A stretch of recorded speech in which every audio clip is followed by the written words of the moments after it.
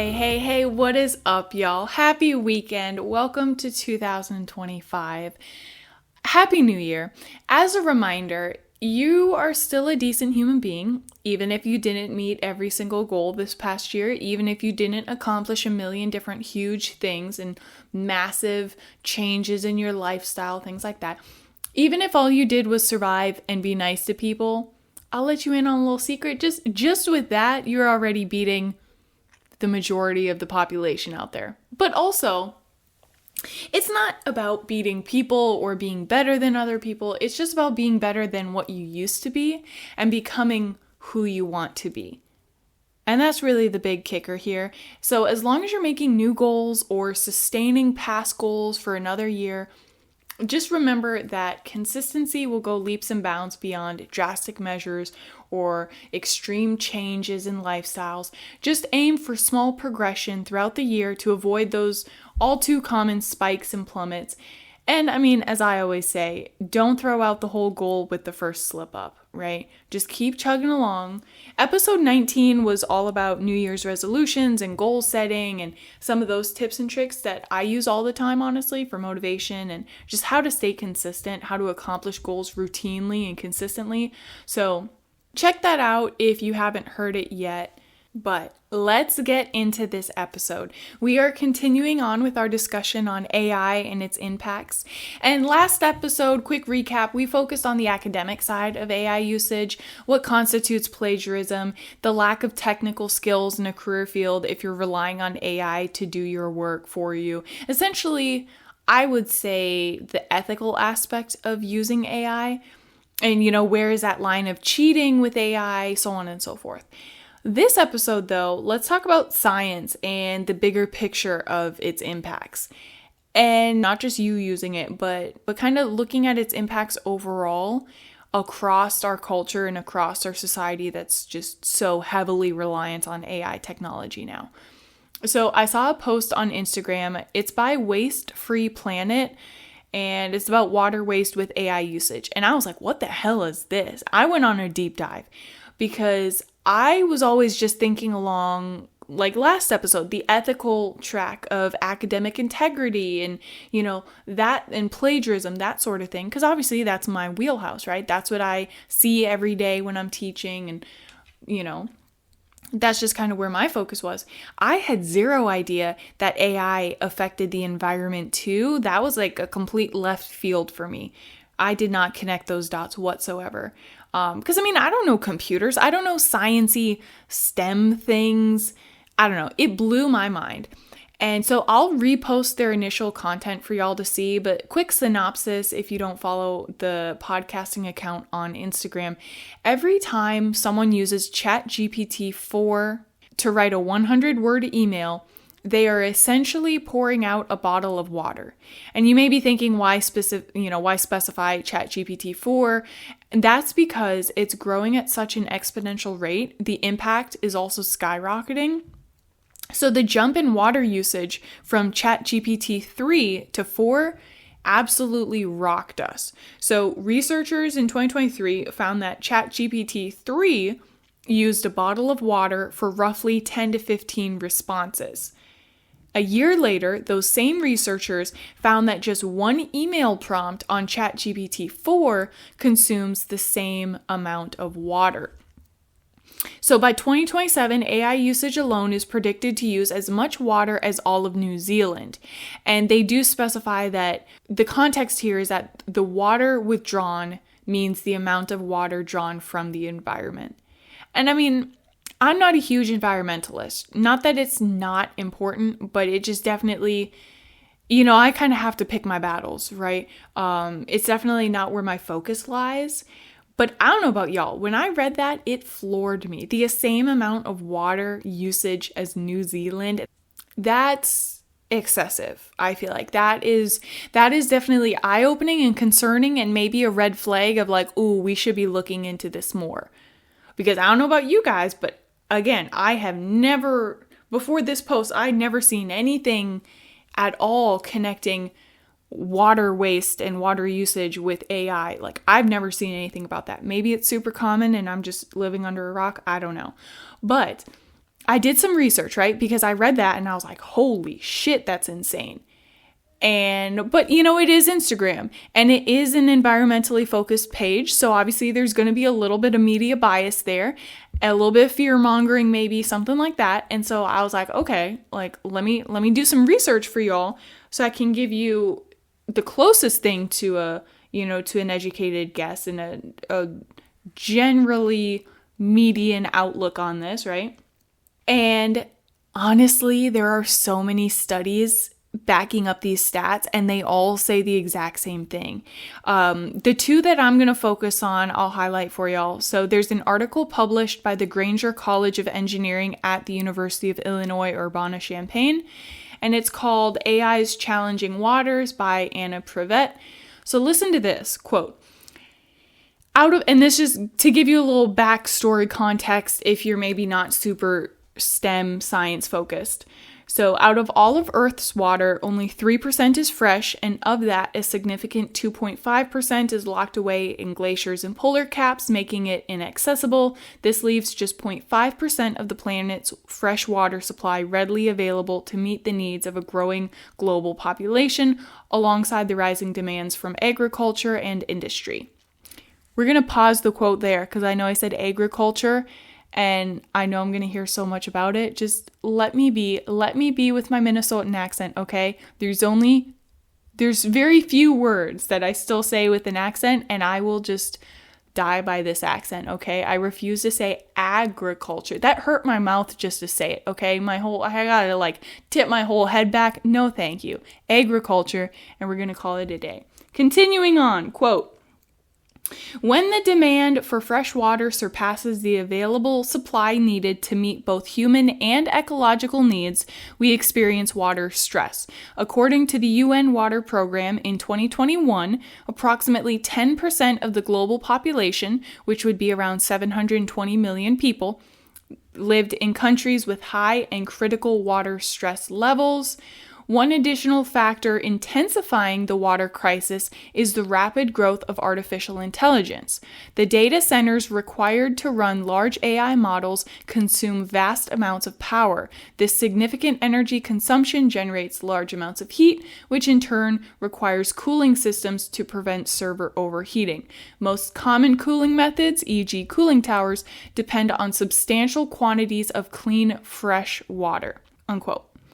And so that, I know a lot of people too, or at least the questions I had when I was reading this, I'm like, okay, well, why does it have to be fresh? Can't it just be any water source? We'll get into that. But it has to, apparently, don't ask me why, right? Because I don't know the science behind it. But these cooling towers do require specifically fresh water. So keep that in the back of your mind as we're going through this content. And so we're looking at about 11,000 of these data centers globally right now, right?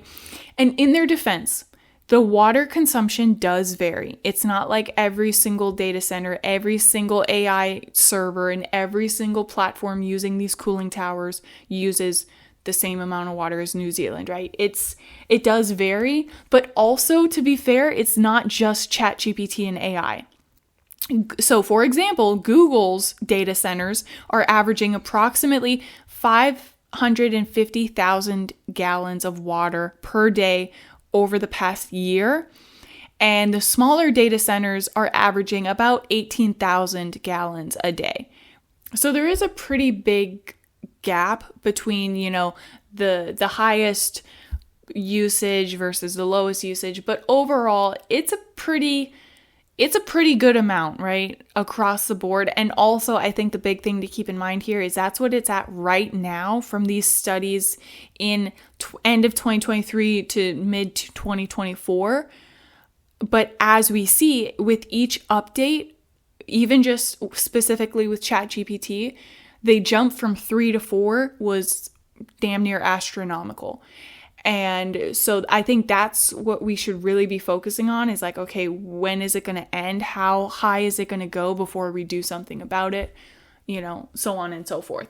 So in the US specifically, where the average per capita water withdrawal is 132 gallons per day, a large data center consumes water equivalent to that of 4,200 people. This makes data centers one of the top 10 of water-consuming industrial or commercial industries in the country. And so this is all still from that same article from the University of Illinois. The US is home to over 5,300 data centers, and by the end of 2021, around 20% of these centers were drawing water from moderately to highly stressed watersheds in the western US. And in case you haven't considered it lately, remember that water is a very scarce commodity globally. 1.1 billion people worldwide lack access to water, and a total of 2.7 billion find water scarce for at least 1 month of the year. Inadequate sanitation is also a problem for 2.4 billion people, exposing people to cholera, typhoid fever, and other waterborne illnesses. And I found this is crazy. So according to the United Nations Environmental Report, nearly 2/3 of our world's population experiences severe water shortages for at least 1 month a year, and by 2030, this gap is predicted to become much worse, with almost half of the world's population facing severe water stress. So to avoid that, the report said water use must be, quote, decoupled from economic growth by developing policies and technologies to reduce or maintain consumption without compromising performance, unquote. And so I think that just kind of highlights too, like, again, this is a bit of a red flag. Maybe we should all sort of know, like, hey, AI has a huge impact on our water usage and arguably water waste, because when you really look at some of these AI technologies, are they necessary? I think that's really what this all comes back to, is how necessary is AI in your day-to-day life? Like, how much do you really, really need it? And how much do you really have to rely on it? And like I said, I'm kind of dumb when it comes to computer stuff and data centers and all that.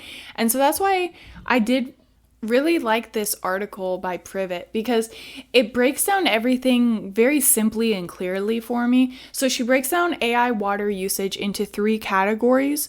We have cooling, water-intensive electricity generation, and then lastly, water consumption associated with AI supply chains. And so starting off with cooling, depending on weather conditions and all those sorts of variables, data centers can evaporate about 1 to 9 liters per kilowatts of server energy for cooling purposes.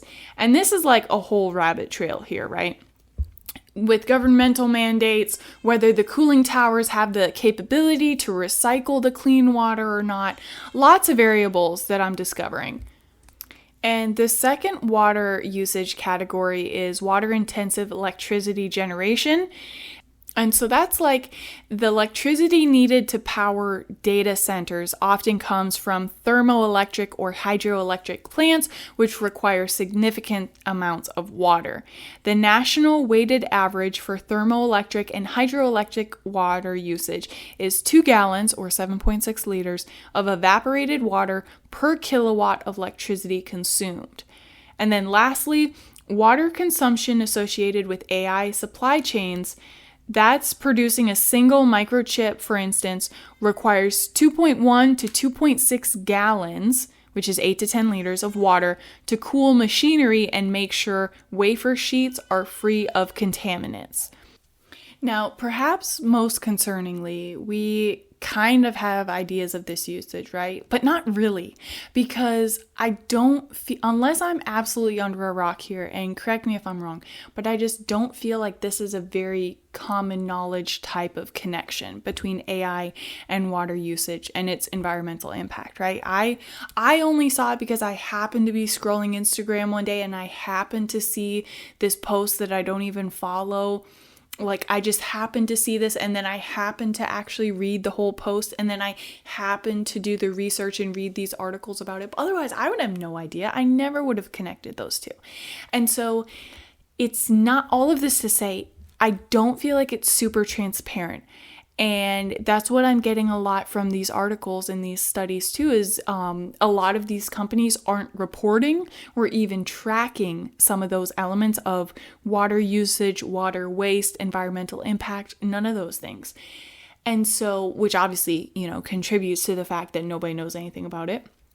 And according to Privet, which is the author from that University of Illinois article, recently, Massachusetts Senator Edward Markey and other lawmakers are introducing the Artificial Intelligence Environmental Impacts Act of 2024. And so this bill would mandate that the National Institute for Standards and Technology, or NIST, they have to develop standards for assessing AI's environmental impact and to create a voluntary reporting framework for AI developers and operators. Similarly, the European Union's upcoming AI Act will require high-risk AI systems, including powerful models like those behind ChatGPT. It would require them to report their energy consumption, resource use, and other impacts throughout their life cycle. And this EU legislation is set to take effect this next year, so 2025. So, I think that's definitely a step in the right direction. I think the big thing here is just transparency, because then once you know about it, you can do something about it, whatever that looks like, because this is a real thing. And hopefully some of these governmental mandates can help rein in a bit of the unknowns and just provide a little bit more transparency.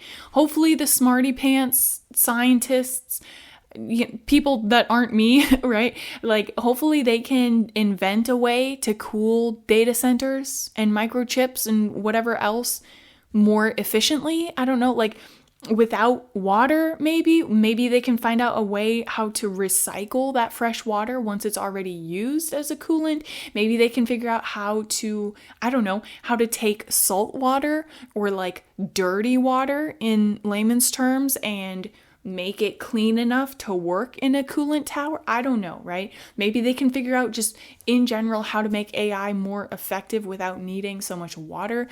Maybe we can just help encourage and motivate people to be confident with their writing skills and their knowledge base in their career fields to just do whatever they're doing without the need for AI. Maybe we can just, encourage people to just communicate openly and clearly in their emails, and then you don't need AI to draft your emails for you. Just a thought, So next AI episode, this is a part 3, sorry y'all.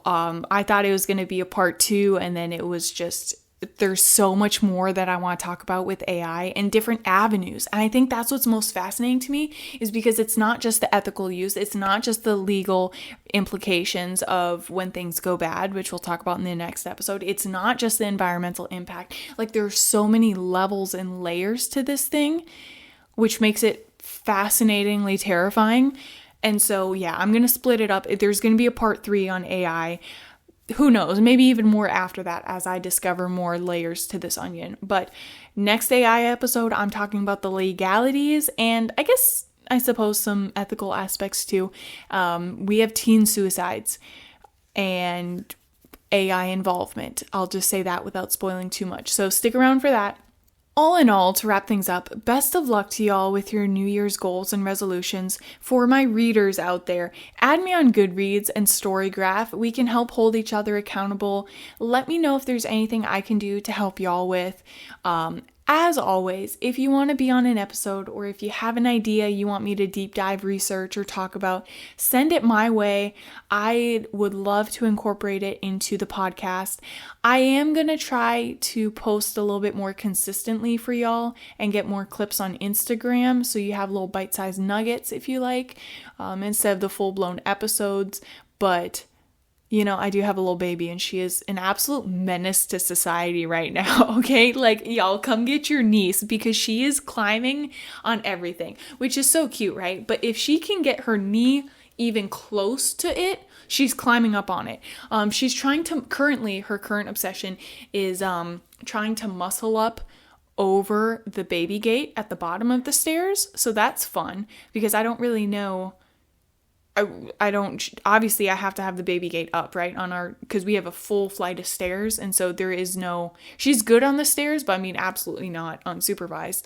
But I I don't know what do you do when the baby gates stop working? You know what I mean? Parents out there, let me know, because I am kind of at a loss. So I'm just trying to keep her away from it so she doesn't learn that she can, in fact, put her little foot up, leverage it against the wall, and then she kind of like parkours over and then literally does basically a chin up to pull herself. And once her shoulders are over that ledge, y'all know it's game over, right? Once she has her chest over, she's over that thing and she's gone. So I don't know. Send help.